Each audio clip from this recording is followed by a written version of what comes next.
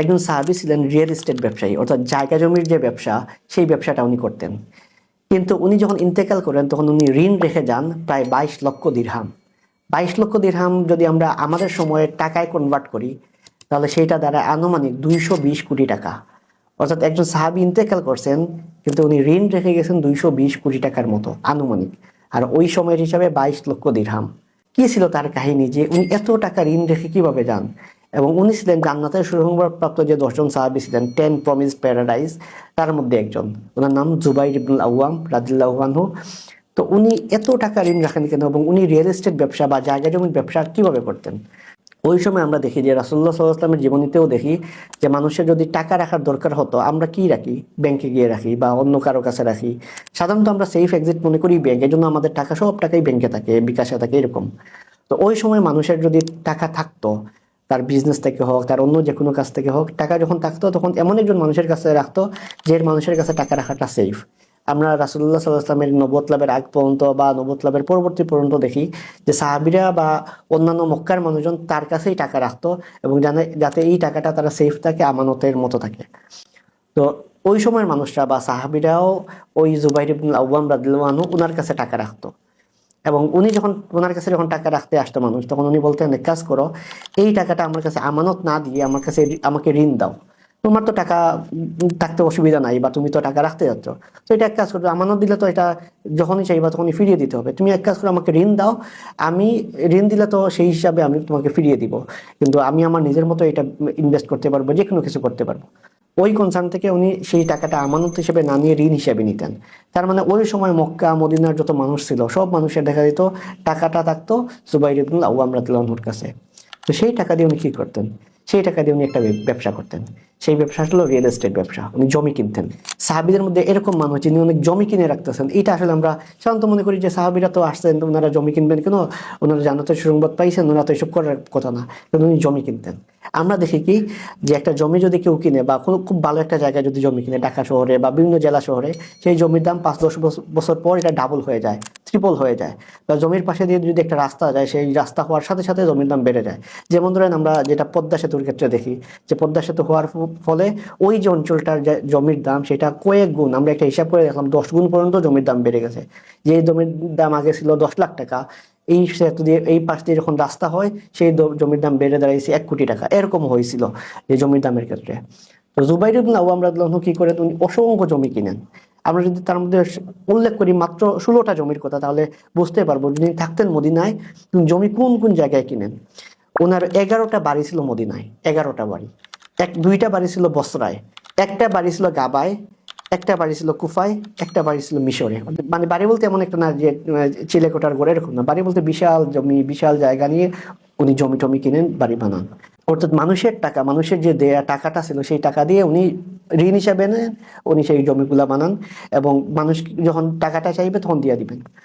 উনি যখন ইন্তেকাল করেন, ইন্তেকালের আগে ওনার সন্তানকে বলেন যে মানুষ তো আমার কাছে অনেক টাকা পায়। অর্থাৎ উনি যে যুদ্ধে যাবেন, যুদ্ধে যাওয়ার আগে, শহীদ হওয়ার আগে, উনি ওনার বড় ছেলে আব্দুল্লাহ ইবনে জুবাইর রাদিয়াল্লাহু আনহু ওনাকে ডেকে বলেন যে বাবা, আমি তো অনেক টাকা দিয়ে অনেক জমি কিনছি, কিন্তু আমার কাছে তো ক্যাশ টাকা নাই। মানুষ যখন ঋণ নিতে আসবে, তুমি এক কাজ করো, আমার জমি বিক্রি করে মানুষের টাকাটা দিয়ে দিও।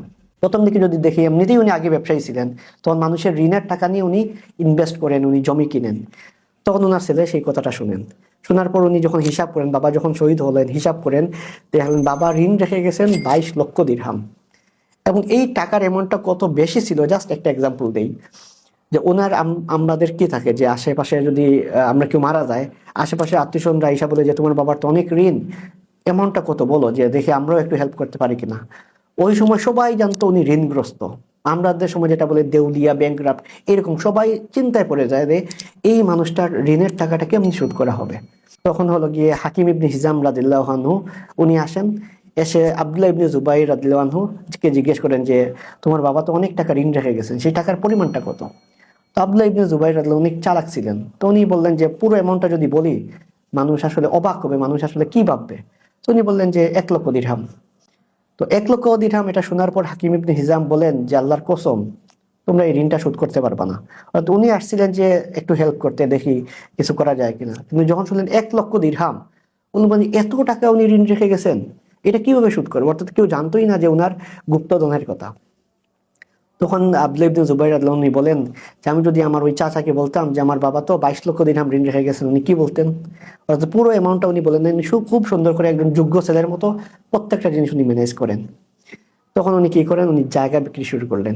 জুবাইর ইবনে আওয়াম রাদিয়াল্লাহু আনহু গাবায় যে জমিটা কিনেছিলেন সেটার দাম ছিল 1,70,000 দিরহাম, আমাদের সময় কয়েকশো কোটি টাকার একটা জমি। এবং এই জমিটা যখন কিনেন তখন ওই যে মানুষের টাকা দিয়ে কিনেন, এবং এর কয়েক বছর পর আব্দুল্লাহ ইবনে জুবাইর ওনার ছেলে যখন উনি যে জমিটা বিক্রি করতে যান সেটা বিক্রি করেন 16 লক্ষ দিরহাম দিয়ে। অর্থাৎ বাবা কিনছিলেন 1,70,000 দিরহাম দিয়ে, আর ছেলে সেই জমিটা বিক্রি করেন 16 লক্ষ দিরহাম দিয়ে। অর্থাৎ কয়েক বছরের মধ্যে সেই জমিটার দাম 9 গুণ বেড়ে যায়। এবং উনি ঋণ রেখে গিয়েছিলেন কত, 22 লক্ষ দিরহাম। দেখা যায় একটা জমি বিক্রি করেই ঋণের প্রায় 70-80% ঋণটাই উনি পরিশোধ করে দেন, 16 লক্ষ দিরহাম ওইখান থেকেই পান। এরপর তো ওনার অন্যান্য জমি ছিল, সব জমিগুলো বিক্রি করেন।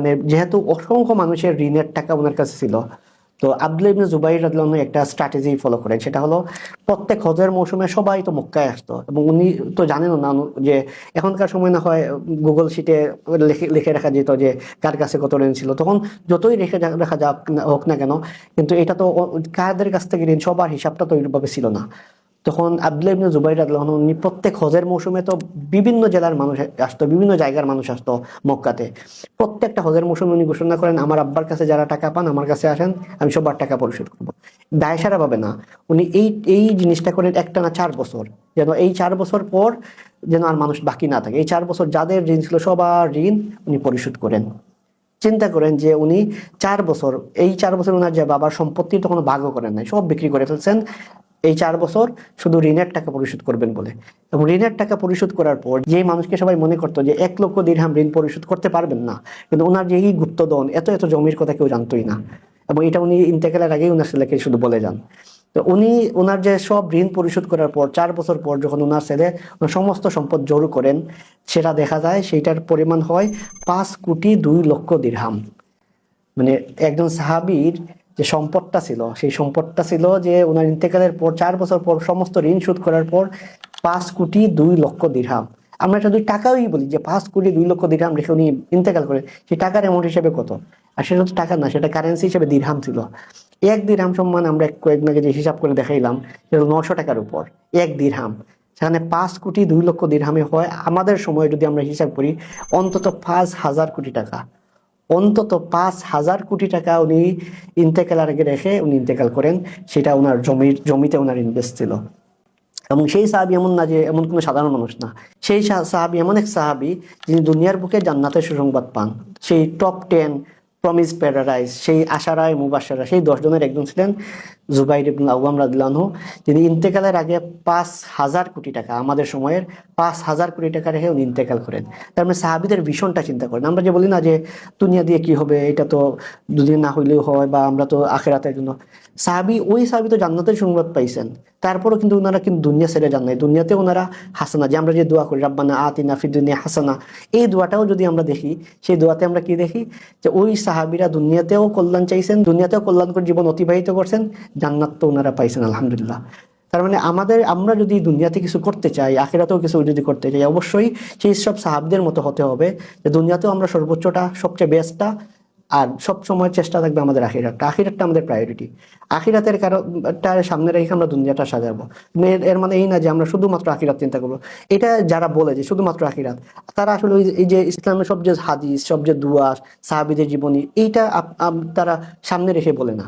এটা যদি সামনে রেখে বলতো, আমরা দেখলাম যে জান্নাতের সুসংবাদ 10 জন সাহাবীর মধ্যে সবাই ছিল কোটিপতি ওই যুগের। তার মানে তারা তো কোটিপতি হওয়া সত্ত্বেও জান্নাতে সুসংবাদ পাইছে। আর আমরা মনে করি যে কোটিপতি হলে জান্নাতের সুসংবাদ পাওয়া যাবে না। আর আপনার জুবাইর ইবনে আওয়াম রাদিয়াল্লাহু আনহুর জীবনীতে পরে কি দেখলাম যে উনি ইন্তেকালের পর 5,000 কোটি টাকা বা দিরহাম হিসেবে যদি 5,02,00,000 দিরহাম উনি রেখে ইন্তেকাল করেন। এত সম্পদ রেখে উনি ইন্তেকাল করছেন, যেটা কেউ জানতোই না। ওনার এত এত সম্পদ ছিল, এত এত বাড়ি ছিল। এবং এই হাদিসটা সহিহ বুখারীর হাদিস, যেটাতে উনি আব্দুল্লাহ ইবনে জুবাইর পুরো ঘটনাটা উনি বলেন। এবং ওনার ওয়াইফ যারা ছিলেন, 4 জন ওয়াইফ, তাদেরকে সম্পত্তি যখন বন্টন করে দেয়া হয়, এক একজন ওয়াইফ পান 12 লক্ষ দিরহাম। 12 লক্ষ দিরহামে ওই সময় মানে মেয়েদের মধ্যে যারা কোটিপতি ছিলেন তাদের মধ্যে ওই যে হাজবেন্ডের সম্পদ থেকে যে সম্পদটা পান, এটা দিয়ে ওনারা ওই সময়ের কোটিপতি ছিলেন। 12 লক্ষ দিরহাম, এক দিরহাম সমান প্রায় 1,000 টাকা, 900 টাকার মতো। 12 লক্ষ দিরহামে কত হয় জাস্ট হিসাব করলে আমরা পাবো যে কয়েকশো কোটি টাকা। সো এই টাকা দিয়ে ওনারা এমন একটা জীবনযাপন করেন, সেই জীবনযাপনটা কখনো আখিরাতের প্রতি অন্তরায় হয় নাই, কারণ এই সম্পদটা ওনাদের হার্টে ছিল না, হৃদয়ে ছিল না। হৃদয়ে সবসময় আল্লাহ ছিলেন। তো এখান থেকে আমাদের শিক্ষাটা হলো যে আমরা যদি সম্পদশালী হইতে চাই, তাহলে অবশ্যই আমরা সাহাবীদের ফলো করতে হবে। সাহাবীদের মতো জীবনযাপন যদি করি, সাহাবীদের মতো যদি আমরা চিন্তা করি, তাহলেই কিন্তু আমরা দুনিয়াতেও কল্যাণকর জীবনযাপন করতে পারবো, আখিরাতটাও আমরা পাবো। অন্য কোনো বড় বড় যারা সুপারস্টার, বড় বড় যারা ধনী বর্তমান সময়ের, এদেরকে ফলো করার দরকার নেই। আমরা সাহাবীদের মতো যদি ফলো করি, তারা কিন্তু কম ধনী ছিলেন না। আপনি সারা জীবনে কত টাকা উপার্জন করতে পারবেন? আর তারা জান্নাতের সুযোগ পাওয়া সত্ত্বেও ওনার দুনিয়াতেও কিন্তু সর্বোত্তম ছিলেন। 5,000 কোটি টাকা উনি রেখে উনি ইন্তেকাল করেন।